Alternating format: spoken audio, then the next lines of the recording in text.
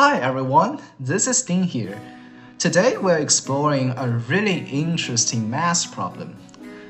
Well, I would call it magic. Or is it? Well, let's find out. Suppose we have four numbers, 1, 2, 3, 4. And we also have a magic number here. Let's say it's 0.4. And we denoted it as n. Now, we subtract 4 by the magic number and keep the other in place. Then we subtract 3 and 4 by the number and keep the rest in place. And then operate on 2, 3, 4, and finally 1, 2, 3, 4.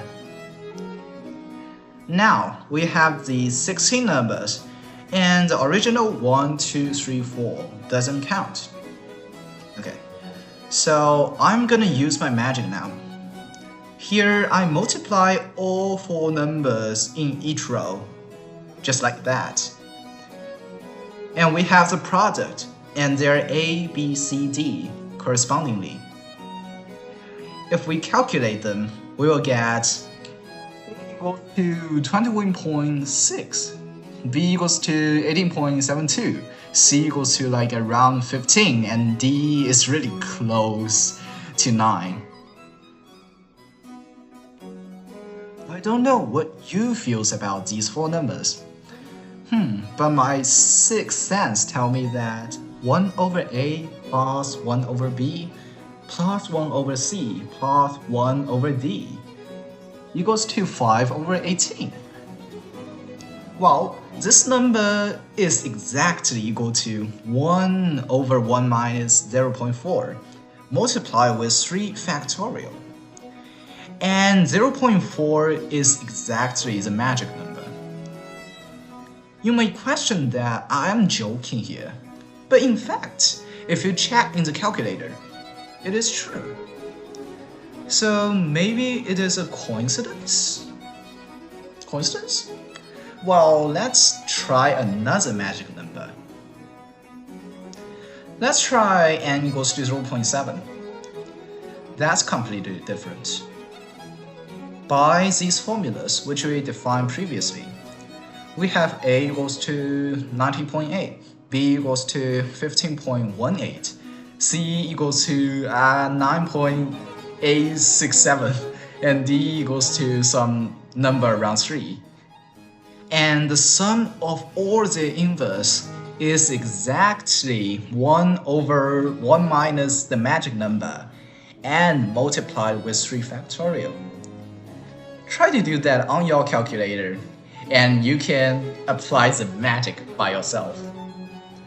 Now, we are getting a little bit confused. So why does this work? Is there indeed magic in this video? Actually, I don't know. But we are going to analyze it. So now we are going to analyze. Okay, let's do it. So we have this equation and we are expanding A, B, C, D to a function of n. Then we can rewrite the left-hand side as sigma k from 0 to 3. Pi I from 0 to k, 1 over 4 minus n times 1 over 3 minus k factorial. It may look a bit complex, but yeah, just trying to understand this, and they are actually the same.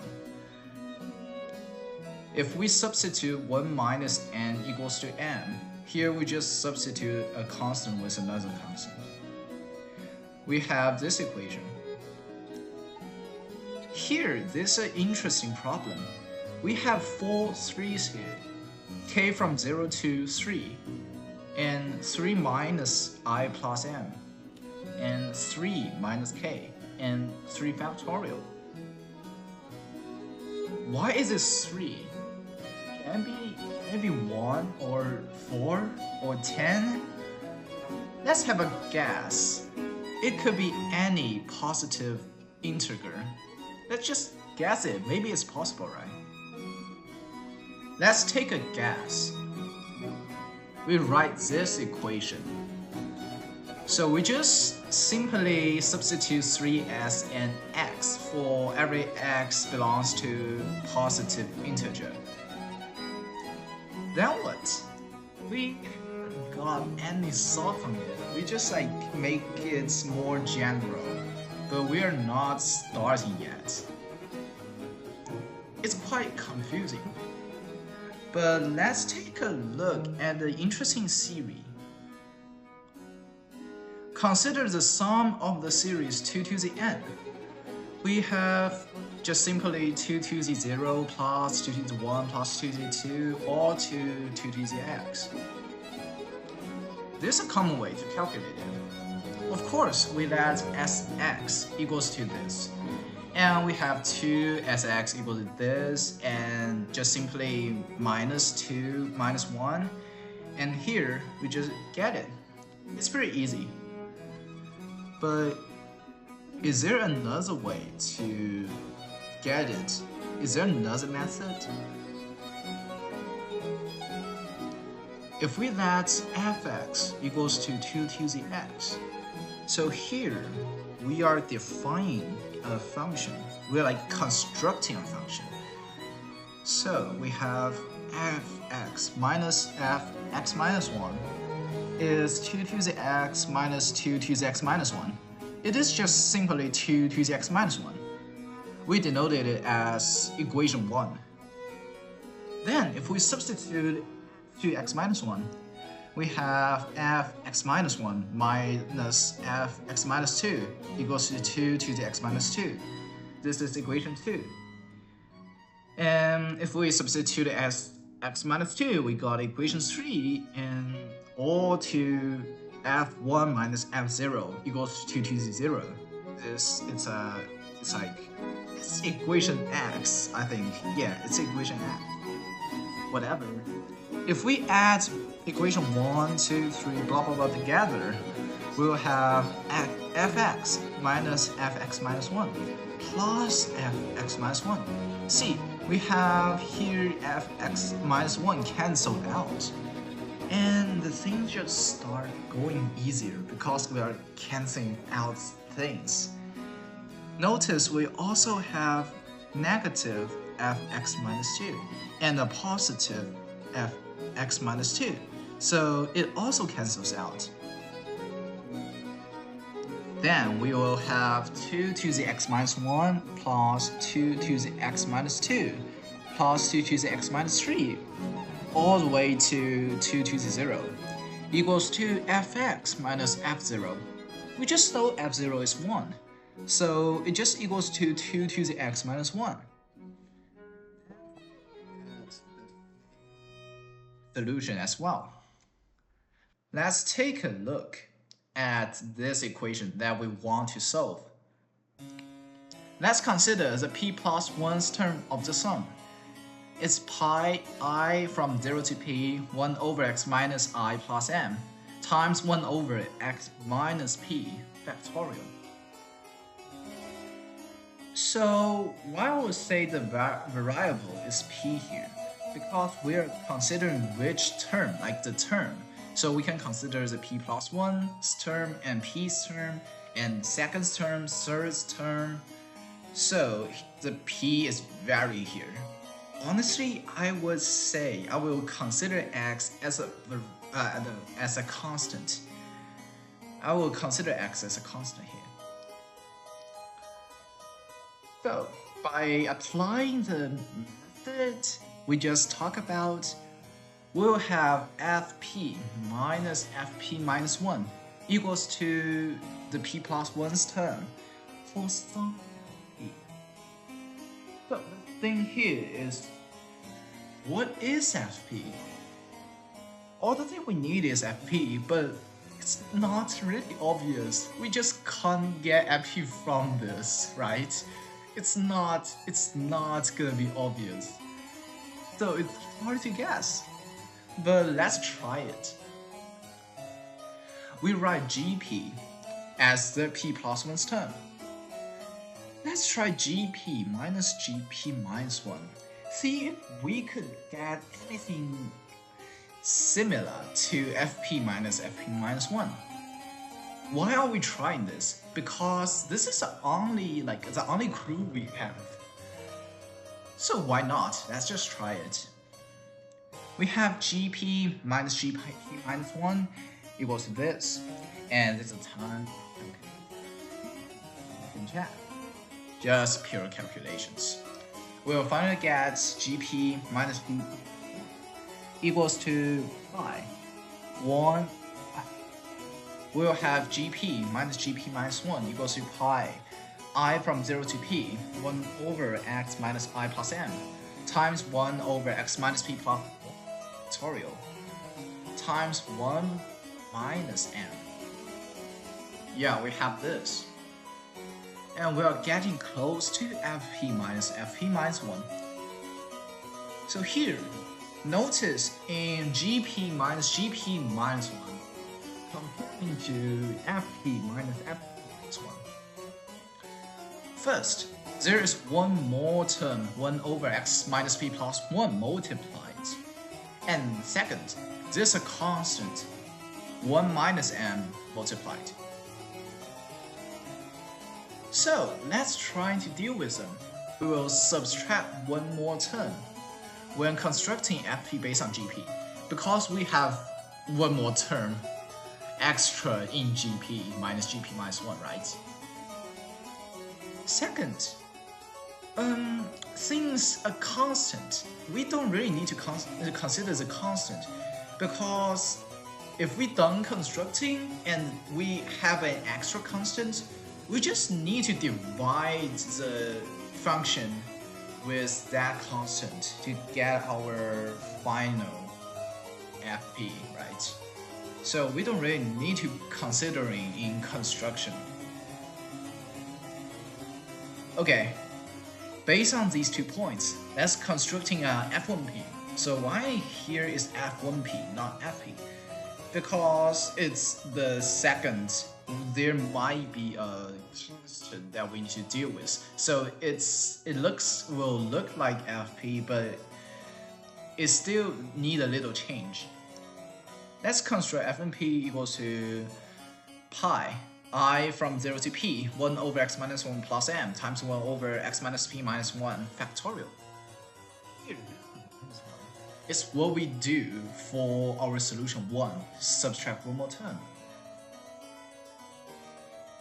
So we have f1p minus f1p minus 1 here, and there's a bunch of calculations.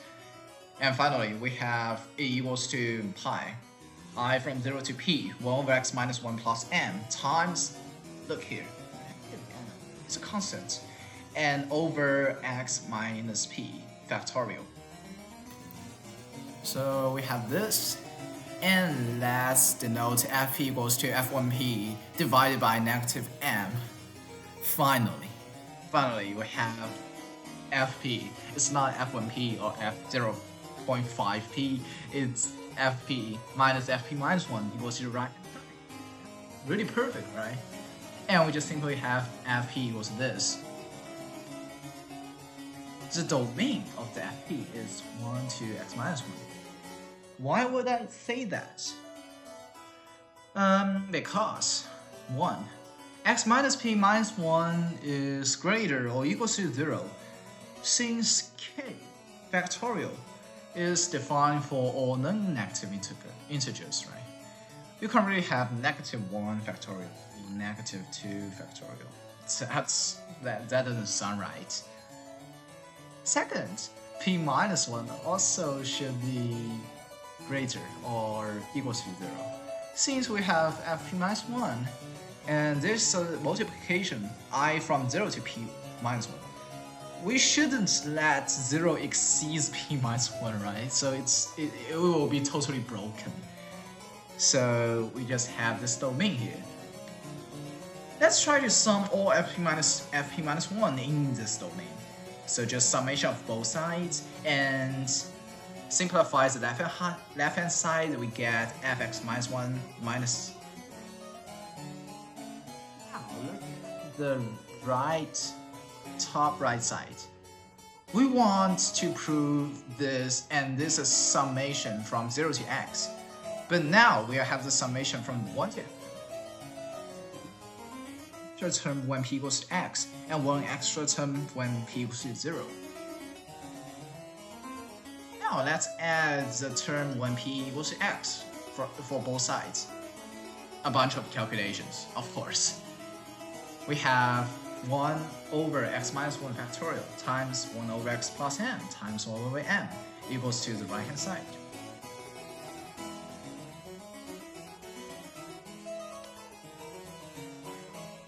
Now we just add the final thing.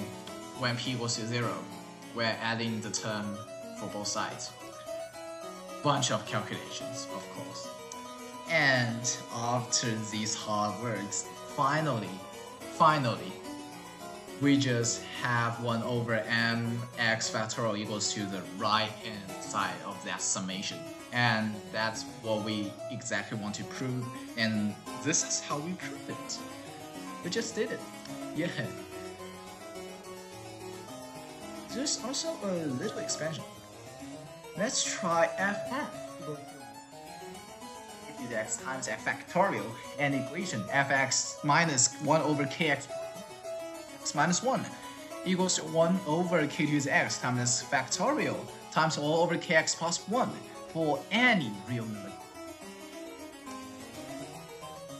Trying to use this equation and this function and using our methods that we just previously talked about and try to solve the magic in this video. Just do it. You can do it and feel like it.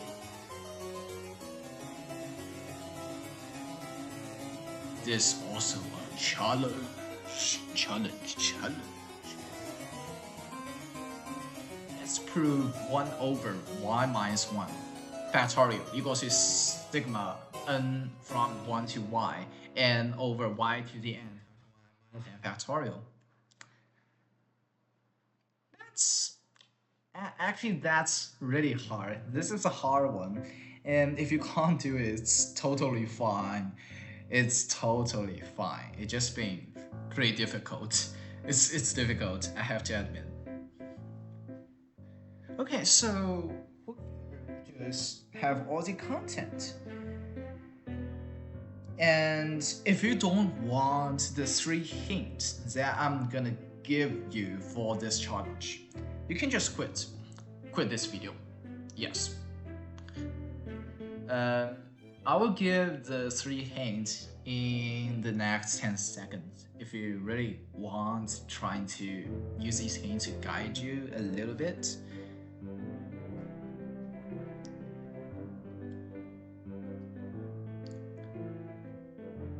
Okay, so hint 1. Consider fy equals to 1 over k to the y times y factorial.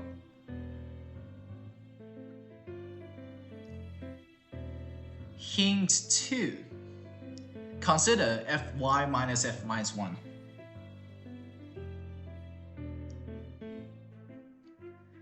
Hint 3. K can also be a function of y. This problem is kind of challenging, because think about why it can also be a function of y. You really need to think about it, because it's kind of counterintuitive, but yeah, it is. It can be. Okay, so yeah, this is all of the video content. And really thanks for your watching and your participation in this video. If you have creative solutions to the challenge, please comment on the video about your thought process. And if you also have other methods to solve the magic we talk about in this video, you can also write it in comments.